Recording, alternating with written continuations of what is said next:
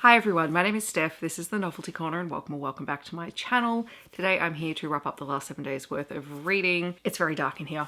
I literally have no light, so I apologise in advance for that. I could put the overhead lights on, but I actually look even worse than I currently do with the studio light, so it's a problem. I am also here drinking water, and please don't judge me for this bottle of water. I was at the hockey last night. This is how much water I drank in like 2.5 hours, more than 2.5 hours. So it was bad. My goal this morning is to finish drinking this and then, drink another one. This is gonna be an interesting video. I'm really tired.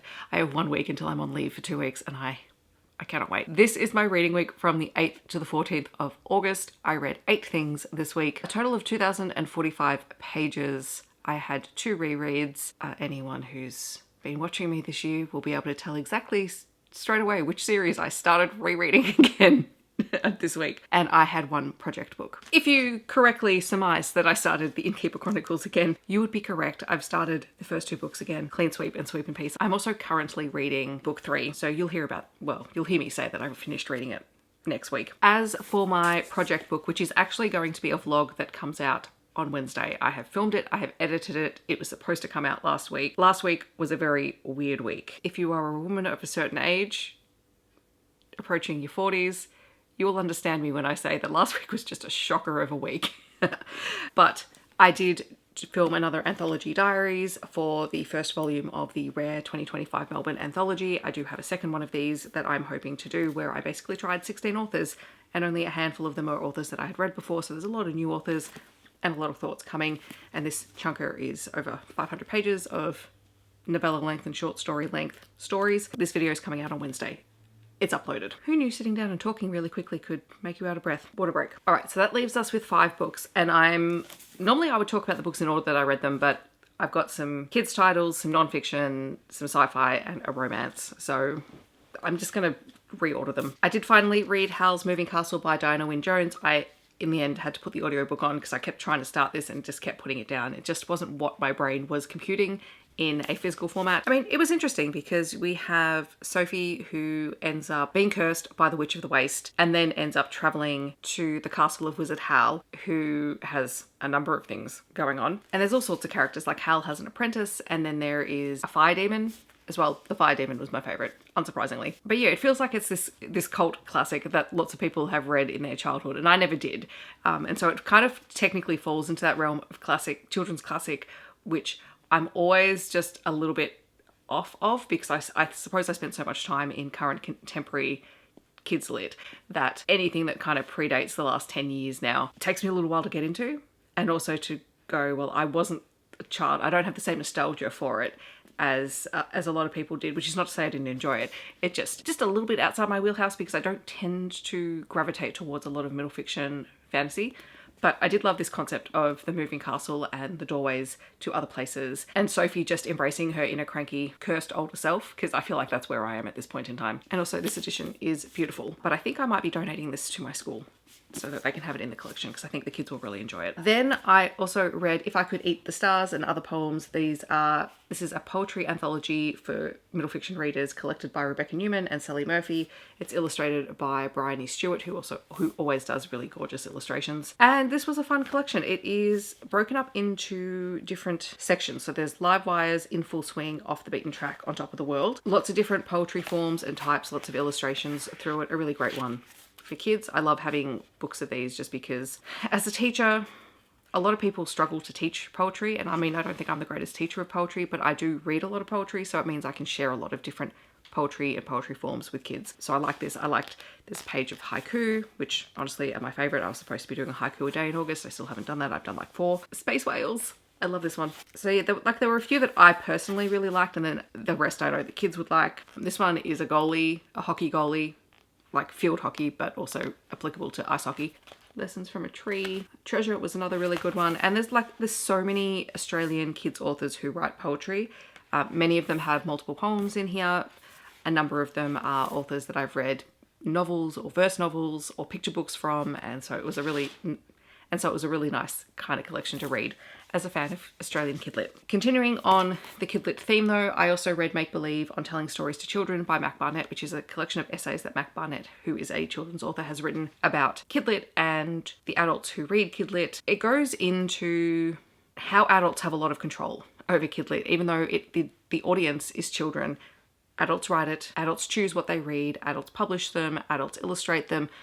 There is a lot of adult control over kidlit, obviously. And it makes the case that kidlit is incredibly powerful. It goes through the different types of stories that you might see for kids, the value that adults place on those different types of stories for kids, like the fact that there is 1,000,001 books about kindness out there now. I review a lot of them. I think they are important, but they have a place. They're not the stories that I would necessarily gravitate towards reading to kids. I read them with a purpose, for a conversation. It talks about children as an audience for this art form, the fact that it is an art form and that it relies so heavily on both authors and illustrators, and the fact that we are writing for kids, we're writing for the future, and that you need to make sure this art form is worthy of that future generation. So it's really interesting. I was talking about it with a number of people, and I also think I posted on Instagram.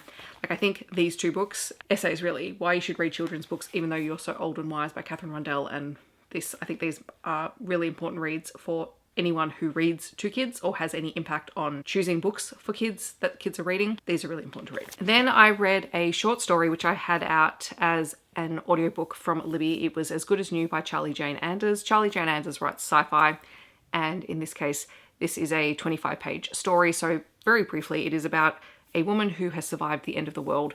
She's lived in a bunker. She has emerged from the bunker to this world. She ends up finding this bottle, and inside the bottle is someone who can grant her 3 wishes. And as she spends more time getting to know the wish granter in the bottle, so it's very much like a take on a genie story. Person who grants wishes is not called a genie. Our main character begins to realize that this wish granter has probably been asked many times before to prevent the end of the world, and every time something happens, and it continues to happen. And so the more time that they spend with each other, the better informed her wish is. It's very short, and it was just interesting. I always enjoy kind of dipping into Charlie Jane Anders' short form work. They're always just kind of really cool, interesting concepts. And then the last book I'm going to talk about, which ironically is the first book that I read this week, is A Pack for Autumn by Emilia Emerson, which is part of her Cozy Verse. It's the first book in the series, which is a series that I told myself that I probably wasn't going to read, but I got the audiobook from Libby, and I've got the second one sitting in my checkouts at the moment. This is an Omegaverse story. We are following Olive, who is an Omega who has recently moved to a small town. She has taken over the lighthouse in town, and she believes and has been told frequently that as an Omega she is completely broken. She has very deep depressive bouts, both previous to the book and throughout the course of the book. And it's about her finding her pack and her pack mates, who happen to be the restoration team who win the bid to restore the lighthouse. So there's a lot of forced proximity. And all of the 3 alphas all have their own things going on in the background. They've got their own issues. It was fine. It's a Fated Mates Omegaverse story. It's that kind of story. The one thing that really bothered me, and I did message Izzy at one point, because I know she's read the books in the series, because I was intrigued. I liked the writing, but the one question I had is, are all the female protagonists as helpless as Olive? Because Olive, I know the whole premise of Omegas is usually that, Omegas want to be protected, but I don't feel like you need to be quite so helpless and, quite frankly, frustrating, because I know she's dealing with a lot. So I don't want that judgment to be on the fact that she does have these depressive bouts and things like that. I think that is really important. To talk about mental health in books is extremely important. But there are just other elements that I'm like, my God, this woman. I enjoyed it enough that I'm going to continue to read the series because I can get the audiobooks and I'm not paying for them. And I'm curious to see how I go with the other characters.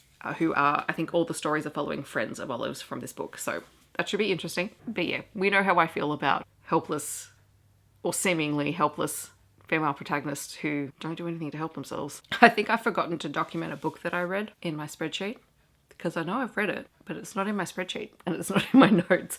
But I will save it for next week. It's the second book in a series. So I'm currently reading the Tenebrae Cove series by Anna Walker. So I read book 2, which has disappeared from all of my stats, and I'm currently reading book 3. So I will update all of that, and next week I will talk about it, because clearly I was not prepared. Remember when I said last week was a lot? This is what I mean. I literally forgot to add something. If anyone would like to let me know when my brain will return, I would greatly appreciate it. On that note, I'm going to wrap this up because I do have other videos that I need to film today.